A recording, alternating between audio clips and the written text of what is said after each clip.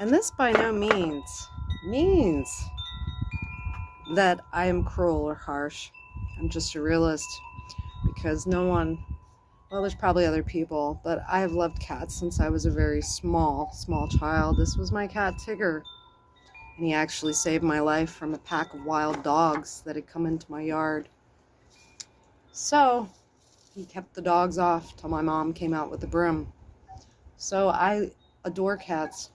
Tigger also used to sleep with me at night, and his purr is a certain megahertz now that we know that calms the human body and the nervous system.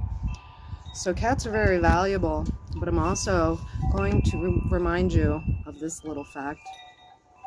In the Scientific Outlook from Lord Bertrand Russell, and make no mistake, he was knighted by the Queen. Basically, he takes trust the science to a whole new hellish level, and he was one of the top players in the pyramid, far beyond our commissioners, far beyond our presidents or other leaders. These are the people that sit with their hand on a big beach ball and control and guide the planet into the direction that they want it. So let's take a read of the Scientific Outlook. And Bertrand Russell was an atheist. The importance of animals in human life has greatly diminished since the Industrial Revolution. Has it? Has our need for animals diminished? And let us not forget that we are undergoing the biggest radical changes since the Industrial Revolution. He goes on to write about the Bible even though he didn't believe in it.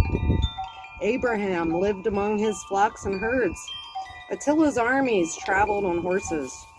In the modern world, animals play a very small part as source of power, and in particular have become quite subordinate as a means of transport.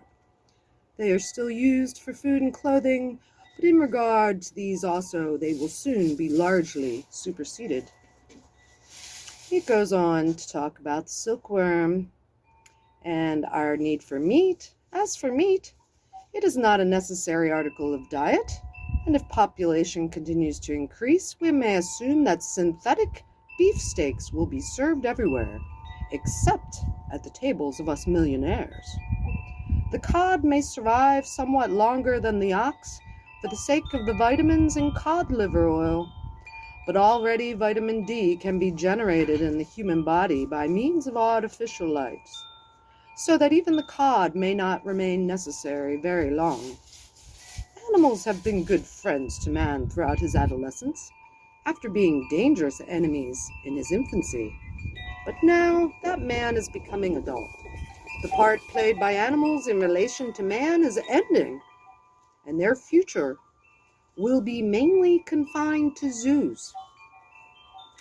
Let me repeat that.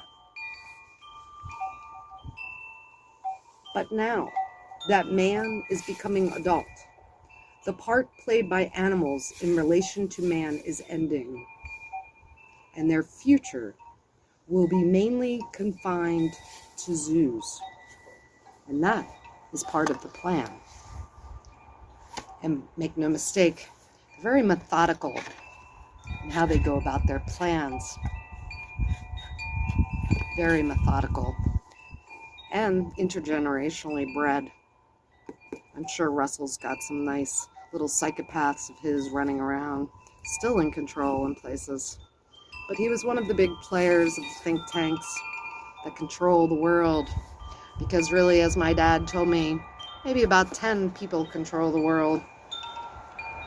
The rest is just an illusion. So, in your quest to eliminate cats, don't worry, in the future, if we don't stand up for our rights, we won't even be having pets. We won't be able to afford them, and they won't be needed, according to Mr. Lord Russell.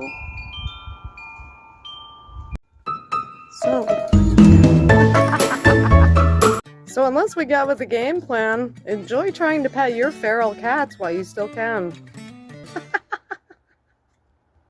My cats like to hang out with the chicken. Actually, she bosses them around.